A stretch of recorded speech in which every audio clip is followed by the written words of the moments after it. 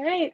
Hello, everyone. Thanks so much for tuning in today. So excited to speak with all of you and appreciate you tuning in. Theme for today's conversation is going to be 3 trends to look out for in sneakers and streetwear in 2022. And for the sneaker entrepreneurs who are listening, feel free to drop any questions that you might have in the chat and any comments that you might have as well.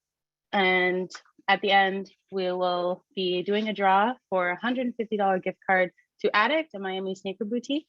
So you can cop some heat. So make sure you're following at yellowbrick.sneakers on Instagram, where they'll be announcing the winner. Make sure you're following me as well at Katherine Allen too. So for those who don't know me, my name is Katherine. I'm from Toronto, Canada, and I work in marketing at Adidas Canada.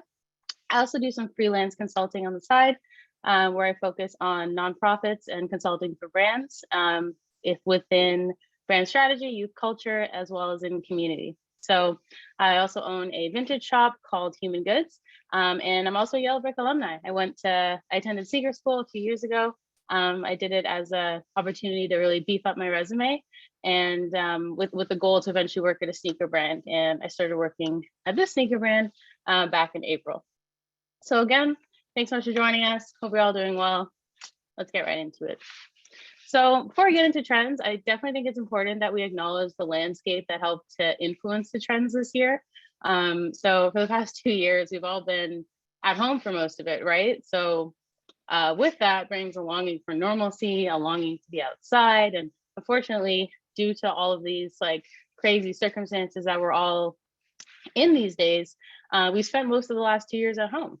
And because of that, our screen time has exponentially increased. We have more eyes on the internet and on social, which means that there are more eyes learning and seeing and sharing the realities of the world around us. So take everything that we're growing to love and growing to stand for, and it all continues to magnify. Which leads to the first trend that we're going to see more of in 2022, which I believe is the hiking core, gorp core, and outdoor core. So think hiking boots, puffer jackets, anything the North Face really, outdoor brands like Patagonia, things with functional utility, like having lots of pockets, anything puffer really. I've seen things from totes to slides to jackets. I even recently saw Kendall Jenner wearing those North Face puffer slides, which definitely indicates to me that they're going more mainstream.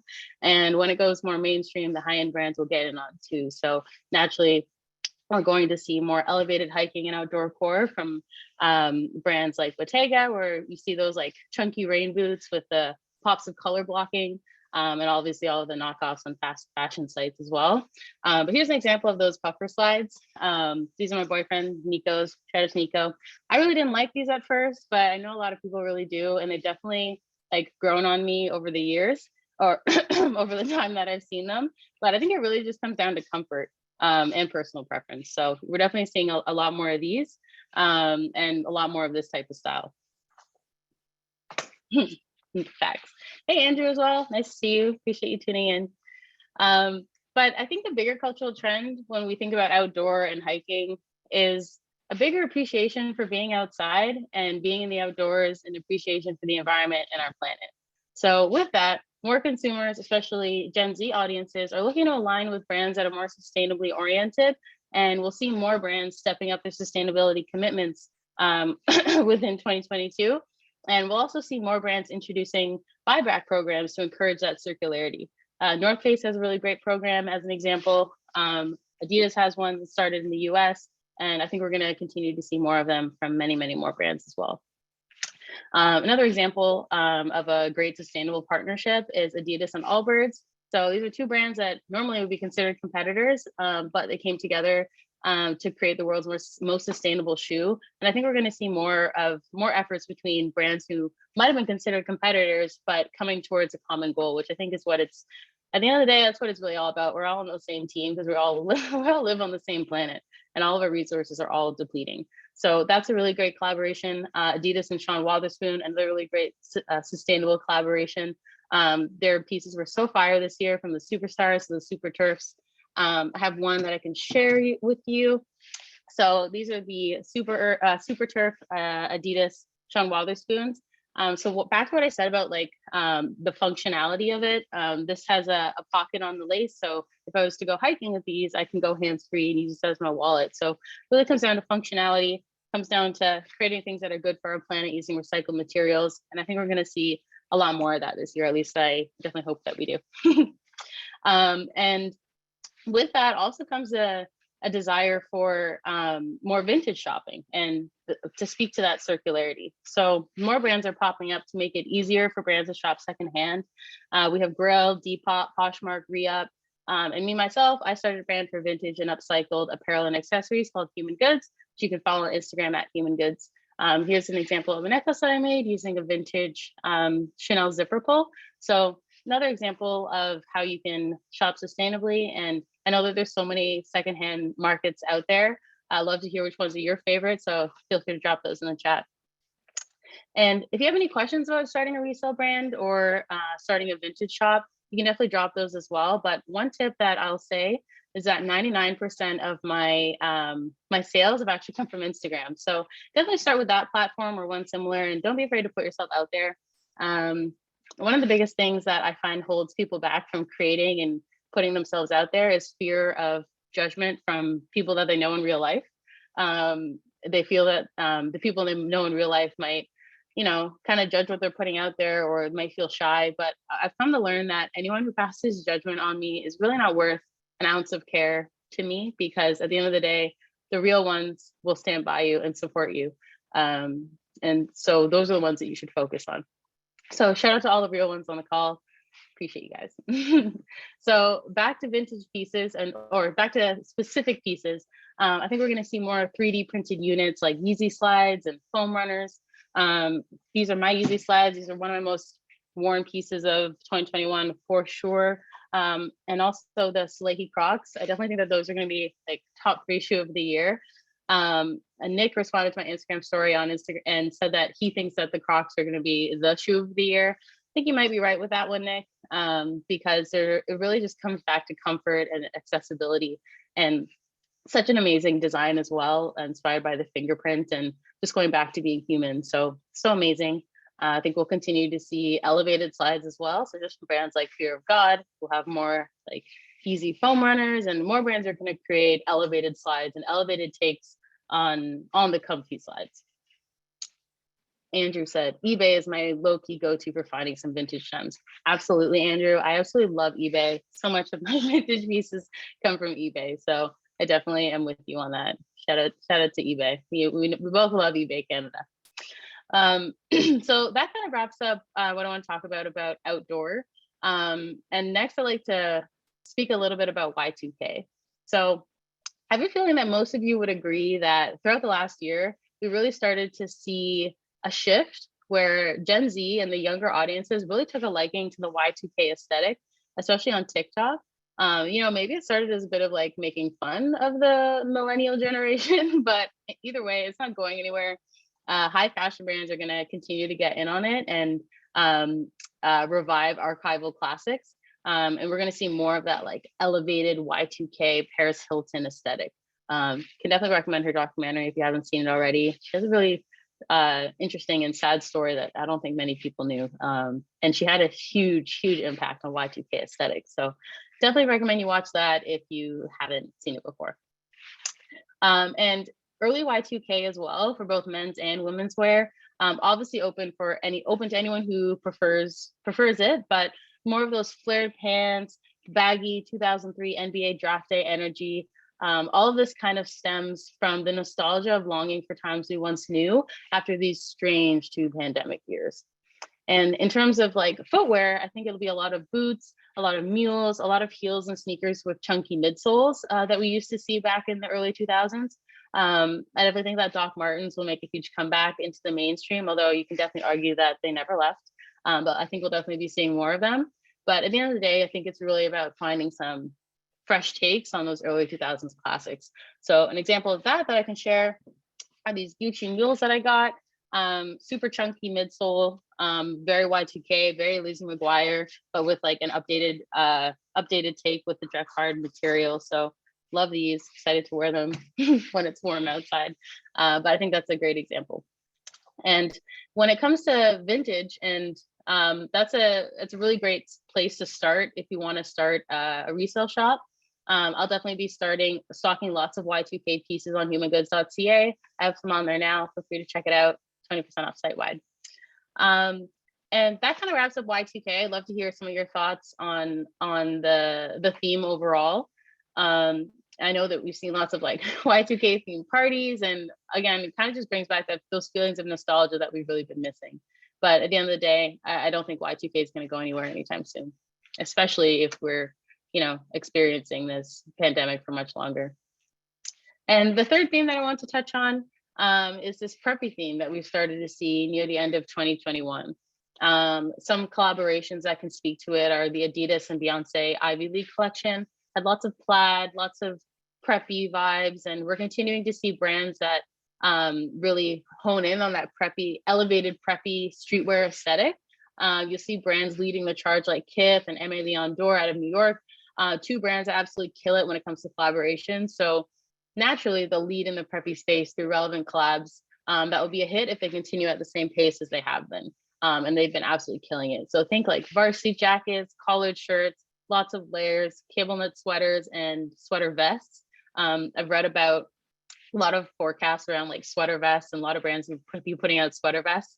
And with that like cable knit vest notion, it definitely goes back to the elevated tennis chic movement that we started to see at the beginning of the pandemic with brands like Sporty and Rich, who really came in and took charge when it came to the elevated women's loungewear game.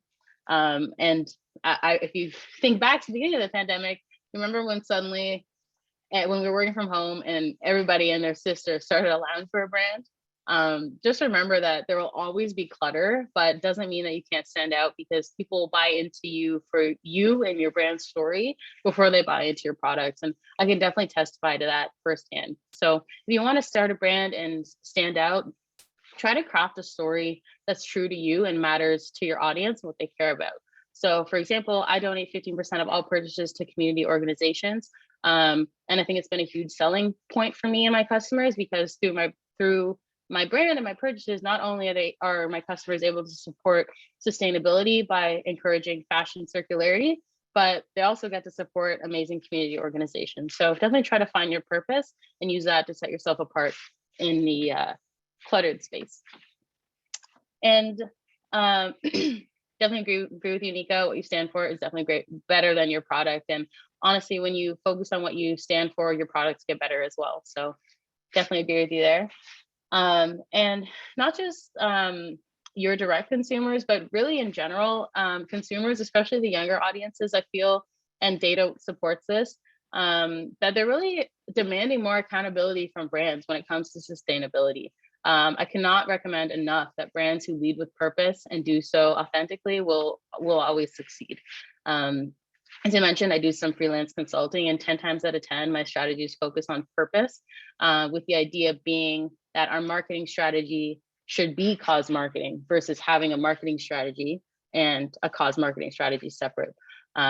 Because I really wholeheartedly believe that they should be one and the same, especially when some of these global brands have catastrophic impact on our planet through waste, overuse of resources, and so much more. So the importance of moving with intention is definitely key. Again, if you have any questions, any comments, feel free to drop them. You enter for a chance to win $150 to Addict, amazing sneaker boutique based in Miami. So definitely can answer any questions that might be in there. One question from Emily. Who do you think leads the charge in sneaker trends? Is it the mainstream sneaker brands like Adidas or Nike, or couture brands like Balenciaga or Chloe?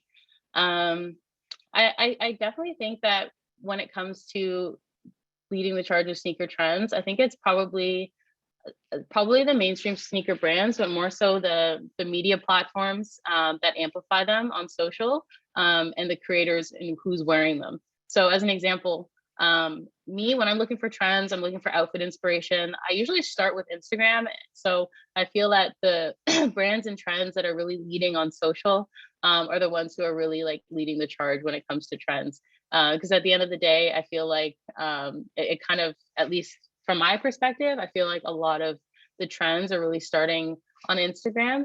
And naturally, the brands like Adidas and Nike are a bit more accessible than the brands like Balenciaga and Chloe. So I think that um, definitely plays a factor for sure. Nico asked, like, what do you think are some of the best collaborations? I definitely love that Adidas and Allbirds like came together with a common goal versus just considering themselves as pure competitors, because I think it just goes back to leading with purpose and leading with intention. Because at the end of the day, you know, we all live on this one planet and we only have one planet. And if we aren't working together to save it, then we're not going to get anywhere. So I think that they're a great example. I also think Aimé Leon Dore and New Balance has absolutely been killing it with their collaborations. The 995s it's 995, 550s, 550s. Those are unreal. I haven't been able to get myself a pair, but I definitely want one. And I think that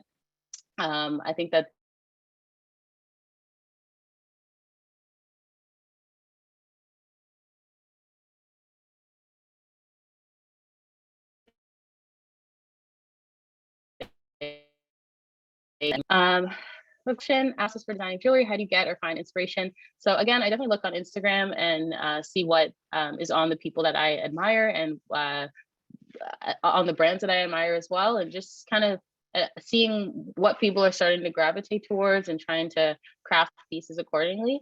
And I also take inspiration from like old ads and old magazines, especially like the vintage jewelry like aesthetic from the 90s and 80s is like really, really cool. Definitely took inspiration from there. But a lot of the inspiration just comes from sourcing vintage pieces and then seeing what I can create with them. Because when it's vintage, like you don't really know what you're going to stumble upon, but you just find something and you might get an idea about something that it could turn into. So I think that's definitely a place where I find my inspiration, just digging, and then I think that kind of goes to the question about tips for being a great vintage shopper. So you definitely have to have patience, especially when you're either looking online on a place like eBay, where I find a lot of amazing pieces, Poshmark, I find a lot of amazing pieces, but the best finds you'll find are in the department stores, or like those big big secondhand stores like Salvation Army and such. And you just have to have patience, because you can find a diamond in the rough, but you have to really just take the time to look through everything. And you definitely have to be in the mindset to want to find that gem or find that grail. So I would definitely say that patience is definitely key when it comes to shopping vintage. Another question, what are some of the hot colors for 2022 do you think, and what do you love? I've really been loving like the sage green, like a seafoam kind of green. And I think that we're gonna continue to see a lot more of those like earth tones. I think that throughout the pandemic over the past 2 years, we saw a lot of neutral tones as well, which kind of spoke to inclusivity and creating neutrals for more skin tones, which I hope to see more of. But I think that this year there'll definitely be a lot of those neutral greens, neutral colors, neutral browns, and then some of those like earthy greens as well. But the sage and seafoam green has definitely been a color that I've been loving this year. Olivia said, what are some tips on staying consistent, running a side hustle and your normal job? I get super overwhelmed and it's hard to keep myself accountable. So I absolutely feel you, Olivia, and I appreciate the question. I definitely get overwhelmed at times. I was feeling very overwhelmed around September when I had so many commitments. I just like couldn't keep track of all of them. And I was still trying to run the business and run it in a way that I felt measured up to the standards I'd set for myself. And when I realized that I was, kind of overworking myself and not able to find that balance, I took a step back. So I definitely think it's important to be able to take those steps back when you need to. I put my business on pause for about 4 or 5 months. Then I came back and my audience was still there and still cared about what I was saying. So I definitely appreciated that. But in terms of tips, just know when to, take a step back to give yourself the balance that you need. And for me personally, I write absolutely everything down so that I don't forget. And I try to block off time in my calendar like, okay, this evening after 5, like I'm focusing on human goods, or like tomorrow's lunch break, I'm going to focus on this side consulting thing. So definitely trying to like organize my time in a way that I can find that balance really helps me to stay consistent, because consistency is definitely key, and consistency pays off. Okay, let me check to see if any more questions. How can I learn more about vintage shopping and streetwear? You can definitely reach out to me on Instagram at Katherine Allen 2. I'm happy to chat with you if you have any specific questions. But a place where you can honestly learn so much is on TikTok. I learned a lot about running a small business on TikTok through the hashtag small business TikTok, to keep it real with you. But you can also search like vintage TikTok and vintage sneakers. There's also many amazing creators on YouTube who will like share their experiences. So I think it's really about connecting with other like-minded people who are interested in that circularity, interested in that vintage. And you can find some really good tips about shopping vintage there. And there's also really great lessons on things to look out for. So as an example, like learning how to date pieces that you're finding. As an example, if you find like a tee that's a single stitch tee, you know that's like dates back earlier than a double stitch tee, because double stitching around the hem was introduced later on in the timeline. So things like that you can learn about to help you understand what you're finding, and also understand if things that you're looking for have a lot of value. Last question, this one's from Andrew. Are collaborations between designer brands and mainstream sneakers good for sneaker culture? As an example, Dior and Nike, Adidas and Prada, and the price is going up. Amazing question. I think that those designer collaborations are just a part of sneaker culture, because when you look at sneaker culture and all the things that make sneaker culture what it is, it's more than just sneakers. It's about hip hop culture, it's about music, it's about Black culture, it's about diverse culture. There's so much that goes into sneaker culture. And when you look at some of those collaborations, like the Dior and Nike and the Adidas and Prada, those really just drive hype that take inspiration from all those other elements that really fuel what sneaker culture is all about. So I definitely think it's just part of the game. It definitely creates hype that you just like aspire to wear. Like, I think they're so fire. I'd love to wear them. They're just so expensive. And even if I could buy them, and I can't even buy them to begin with. So they're just a piece of the game that I think is naturally going to always be there. And, I think naturally having some of those aspirational pieces kind of have to be a part of sneaker culture, because naturally sneaker culture will include some of those pieces that you can't get, which kind of drives that hype and hysteria. And I think it's just part of the game at the end of the day. And I honestly love to see some of those collaborations because they look so dope. Like the Adidas Prada collab, I really want to get my hands on. So yeah, thank you so much. I think that about wraps up our conversation for today, but appreciate everyone who dropped some questions in the chat. Yellowvick will be reaching out to the winner via DM. So thank you so much for everyone who tuned in. Last thing I'll say is, at the end of the day, I think that a lot of these trends that we're going to see this year really come back to an appreciation for our planet, an appreciation for the environment, an appreciation for the outdoors and being outside.